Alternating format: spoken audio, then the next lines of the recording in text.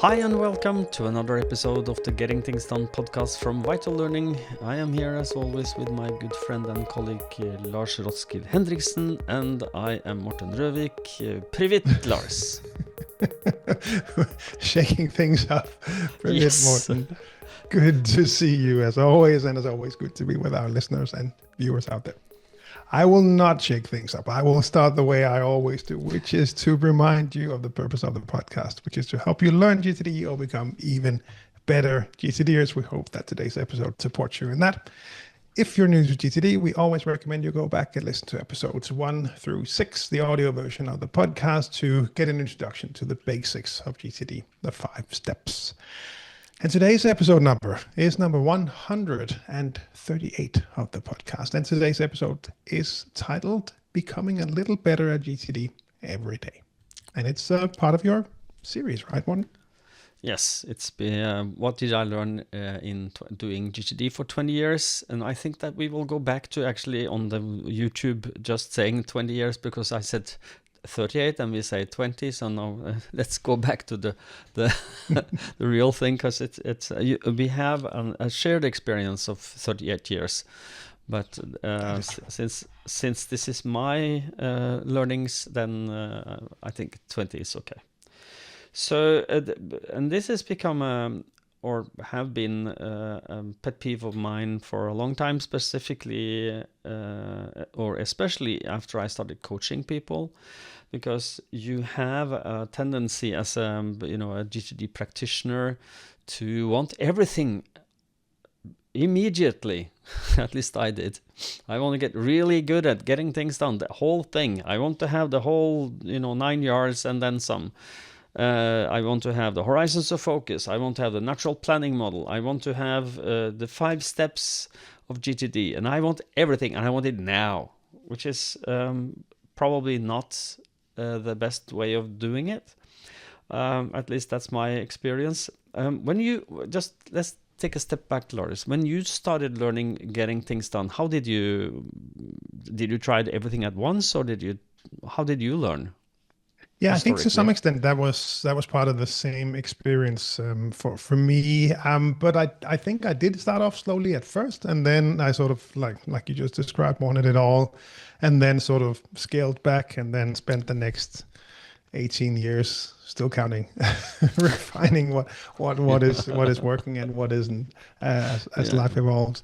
My story that I sometimes share when we deliver trainings or speeches was to just focus on the capture step based on having listened through the GTD Live. I think was the one that I found originally, the audio version, the 9 CDs or whatever it was back then. But having that in there and just becoming better at writing things down, I think that was really a key for me, because I had the exact opposite approach of trying to keep everything in my head. So that was at least the first change that I can remember. But pretty quickly after that, running through the book, picking up as much as I could, and applying that to the email inbox and beyond. So I think pretty quickly it came from maybe I'll start taking some notes in meetings to remember the milk was the one back then, and I put a lot of stuff into remember there was a lot more remembering than just milk. I filled that up pretty quickly, and the rest is history, scaling it back and forth and adjusting to optimize it for myself. Yes, and I think I did the same thing, is because when you get, at least I remember when I started learning, I started emptying my head, started writing everything down, and I get a really good feeling for that. And it's like, oh, this sounds like I want this. I want to have this as my default MO, my modus operandi. I want this freedom feeling all the time, so that I can kind of or went a little overboard trying to implement everything at the same time, which is probably not the best. So my learning here is that becoming a little better every day is the key. And to do this, you need to build what I call small sustainable habits that you do consistently and every day until they kind of stick with you. You don't have to be super proficient in it, but it has to, become something that you don't have to think about that you need to do, but you will do them. So the first thing that I remember I got stuck with fairly easy, probably because I'm a high associative person, was the capture, and just writing everything down. How did you start with capture, Lars? You mentioned it briefly, writing things down, but yeah. So that's where you started as well. Yeah, that was definitely it. And a mix of tools, if we want to share that as well, because some things, a lot of stuff was emails coming in back then for me. So that was kind of the big challenge back then, which it still is for many people. But I did mix in some paper, if I remember correctly, and also remember the milk, or my OneNote system. As OneNote tends to do, it really just sucks it all in, and you can throw everything in there. So Capture was certainly a great place to start. Yeah, and the best practice of capture is to try and find one tool that will be your landing place for everything. And there are many different ways of doing that. Just to give people that, if you are new to GTD and want to get started, you should have one place or as few places as possible to capture in. And one of the things that I would recommend you to look at would be to find an app that will work for you. You can also, of course, do it on paper if you are not a digital person. You prefer, doing it on paper. That's fine. But Lars and I love paper for different reasons, but we do love paper. And and Lars has even been hunted into the fountain pen mafia. Fountain pen mafia, exactly. It's been a while since we gave them a shout out. Yeah, no, I still have my Rhodia pad here on the table in front of me, so still right at hand. Okay, so I'm more like pencil and paper, so that's more me. I've not been sucked into that yet, so. They try, but I'm resisting. Sorry, this is very inside baseball, but for those of you who don't know, this is the Fountain Pen Mafia. Is a select group of GTDers that are residing in the Denmark. South of Denmark, which is probably like Germany and the Netherlands and such. They are very into fountain pens, and they are part of the GTD community here in the Nordic region, specifically the summer camp. So and other meeting places as well. So the retreat is also a way to meet them. But those are the fountain pens. But now let's get back to topic, which is capture. And capture is, the habit, the keystone is all start set. The keystone habits is get it out of your head. If you can write it down someplace where you will see it later, your brain will be able to let go of it, and you can then clarify and organize it into your system later. But it has to be one place preferably. And I use, I'm an app in the Apple iOS system, so I use Apple Reminders. Other people use Microsoft To Do. We have Todoist. There is a plethora of very good and diverse apps that will do that for you or help you with that. But also understand that there is give a shout out to the Brain Toss app. Brain Toss, one word, in both the App Store and in Google Play, I guess. Has got a revamp now, and I tried it out. It works. It's a way to dictate into your phone, and it transcribes it and put it into your email inbox. You can also take photos and scribble notes and whatever tickets you fancy, as long as it goes in one place. That's the idea. So do you have any other tips and tricks, Lars, on where to do this? Yeah, you should build your own. Get your AI out, get your Claude out, get your something else. Build your own. No, sorry. I've mentioned before that I used to be a big brain toss fan, but it failed for me a couple of times.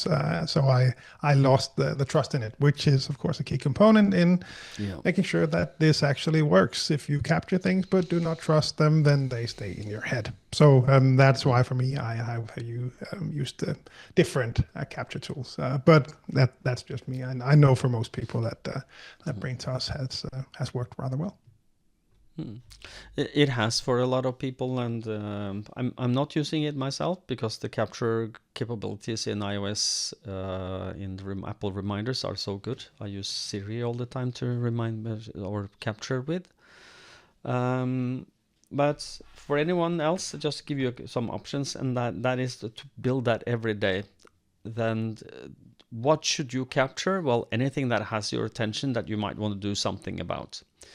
Or that you will do something about, or something you worry about. I tend to lump them into three categories, but you don't have to divide them into three categories, just to identify them. And but to do that over time, to create a sustainable habit, you have to feel good about this. And the problem is, if you do not clarify after, you will resist capturing, because your brain will not accept you put any more ideas or things inside your system, because you're not handling it. So it moves back into your head if you don't do that. So what would you recommend someone to do to build a sustainable habit, Lars, when it comes to clarify? How would you recommend somebody doing that?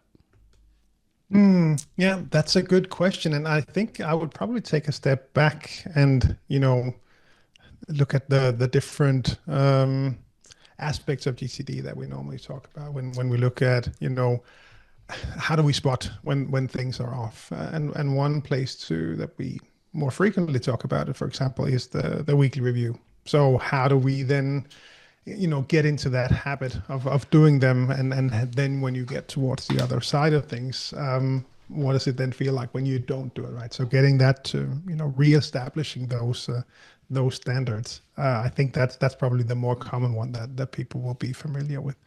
I think for me, just it depends on where you are in your GTD practice, and that's probably why I'm a bit hesitant to respond directly to your question, because there will be different phases in your GTD life when as you're just starting out versus you are now an experienced GTDer.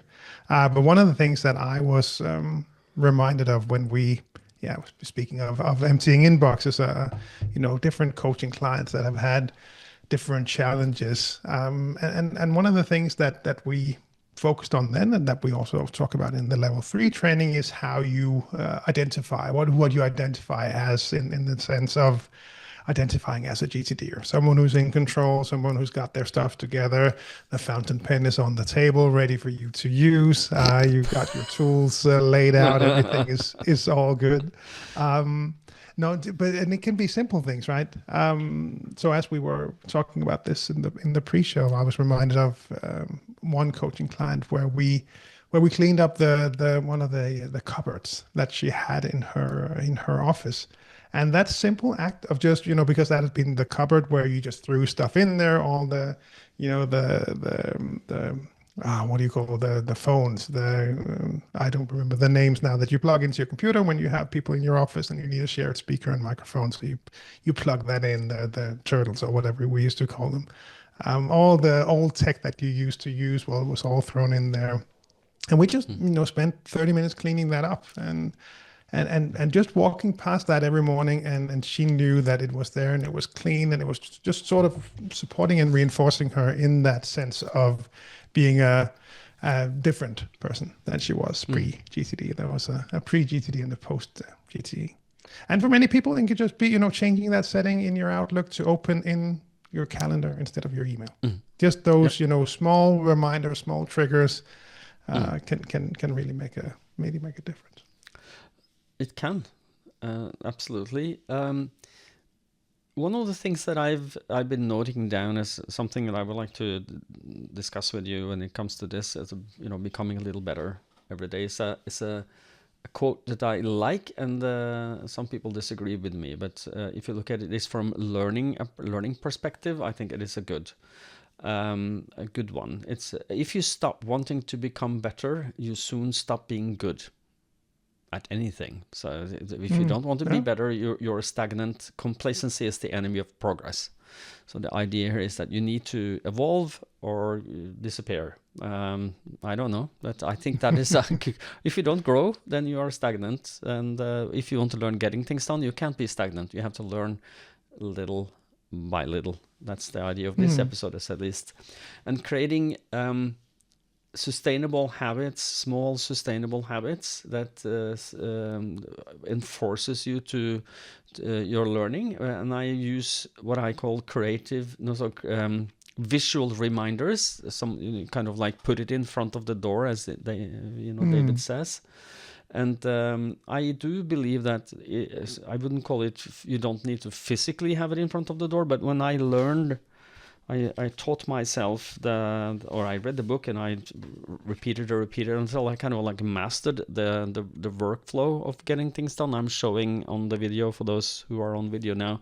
It's the workflow map, and this is the workflow clarifying map, and it is a physical thing that I had as a physical reminder, and I put it in between the keyboard and the monitor of my laptop, so it was always with me. When I went outside, I put it in there and I opened it. The first thing I saw was this thing saying GTD, and I kind of like, oh yeah, that GTD thing. I wanted to get good at that. I remember that. I had hope in that. So okay, thank you for the reminder, Morten. The idea is that then I help me becoming better at something I think I should be better at. So as a physical reminder, I used.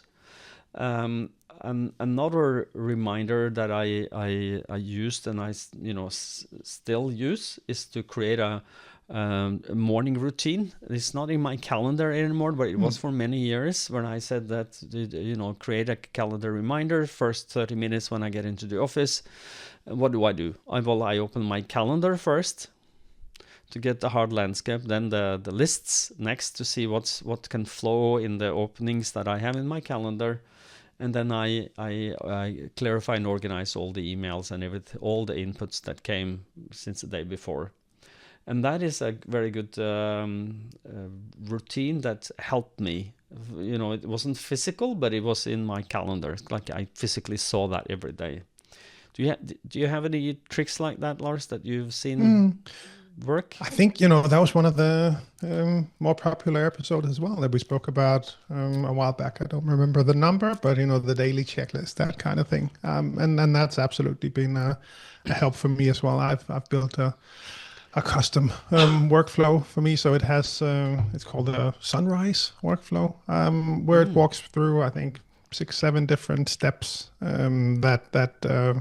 that I want to go through every morning, like a brief mind sweep and, the calendar and getting some fresh coffee, opening the windows, really, even if it's zombie Lars that woke up after a bad night of sleep, I can still get through that and get a good start to the day and have a good idea of what I want to get done on that given day. So, that's certainly a helpful approach to start the day. Yes.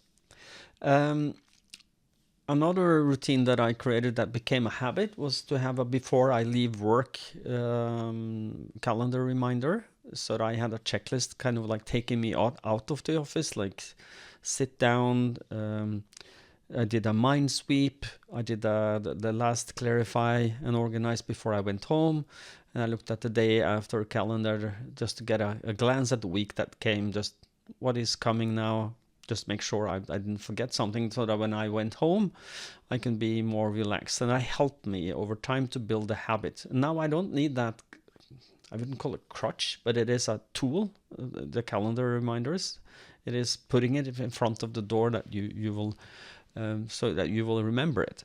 And it becomes part of your system until the idea is that when everything that's on track, you don't have to repeat.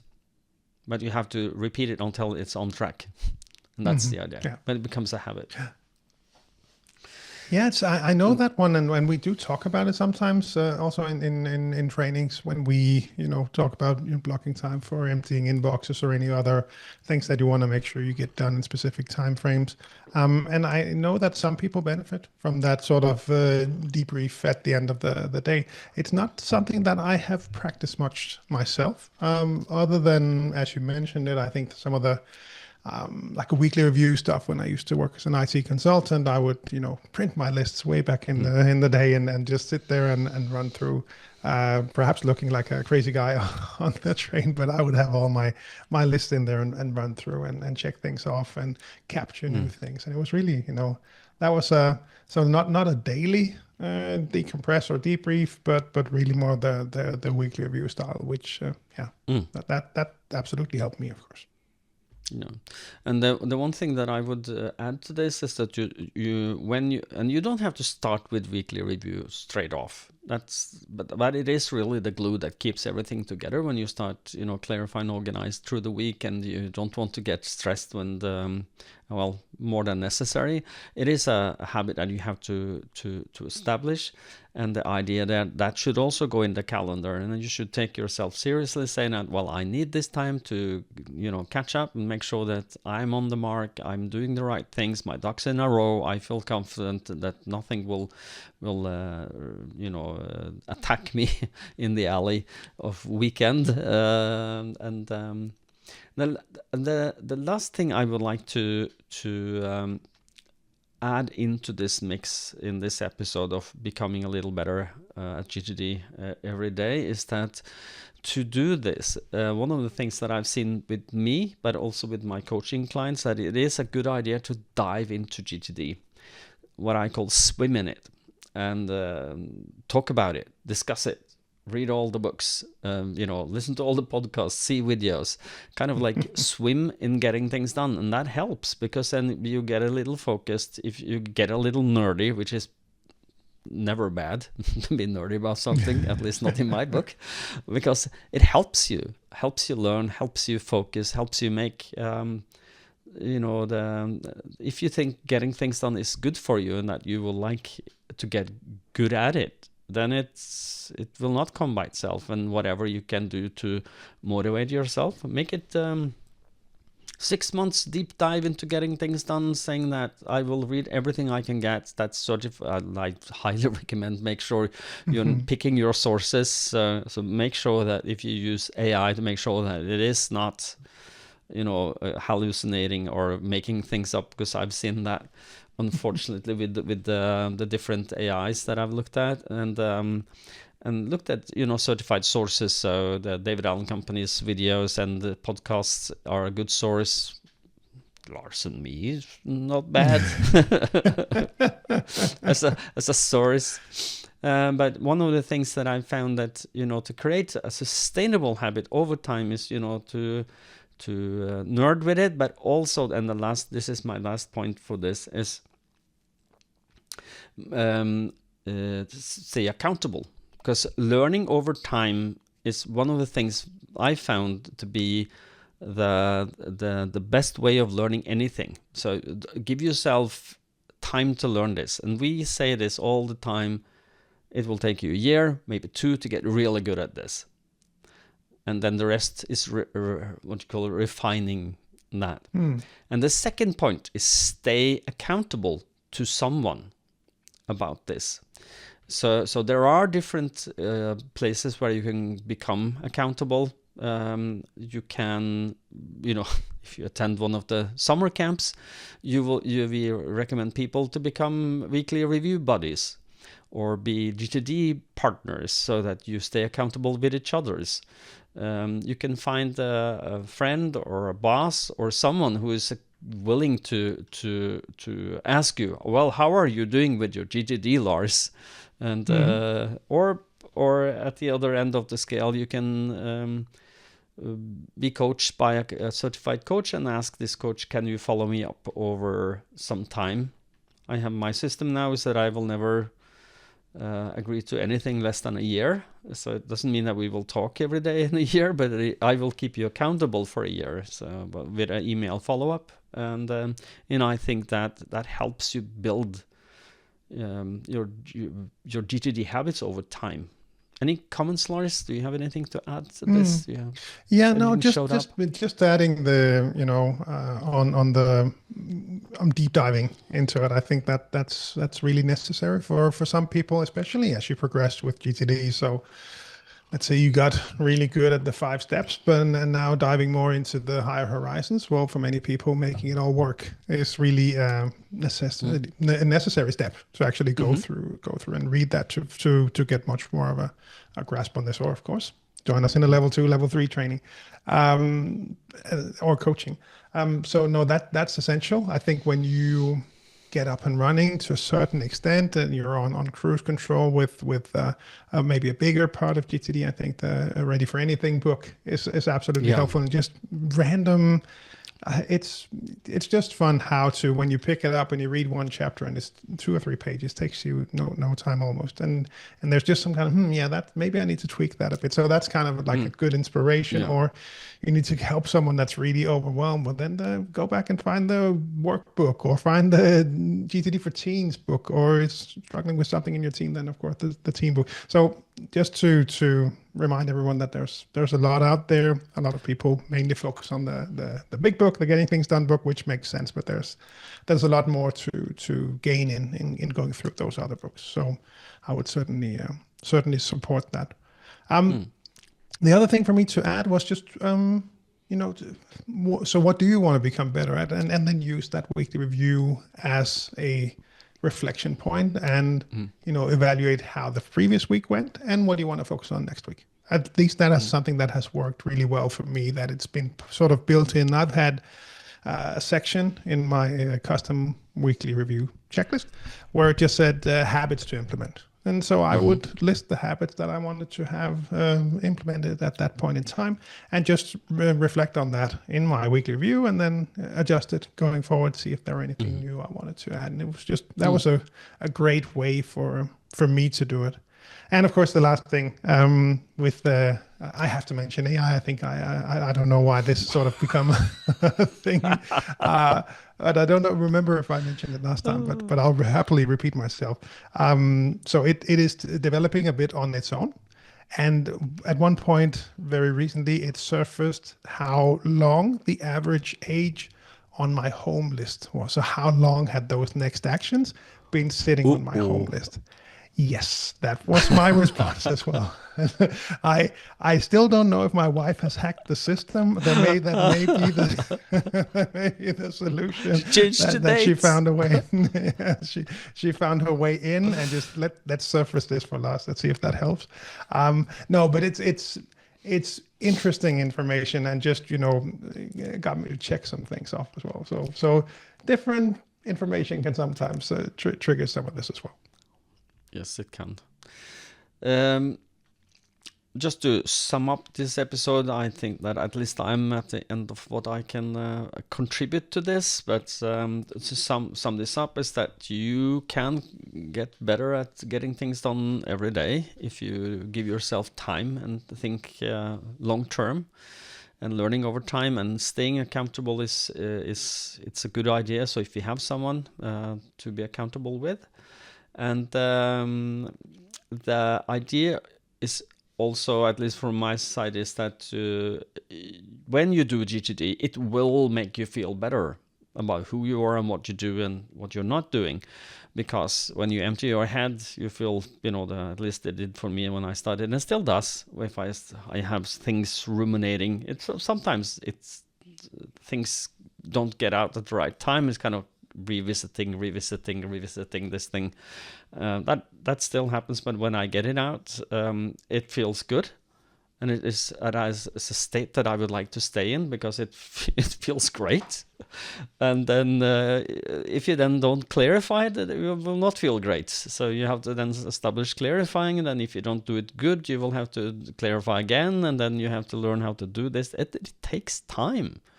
Give yourself time, but a little better every day, a little more focused every day, a little bit better. And when you do the clarify, you understand how to do it, and you see the results when you engage in the things that you need to do. You feel good. And when you do your weekly review, it's like a weight off your shoulders. So all of these things, that's the really fantastic thing about getting things done. That it makes you feel good.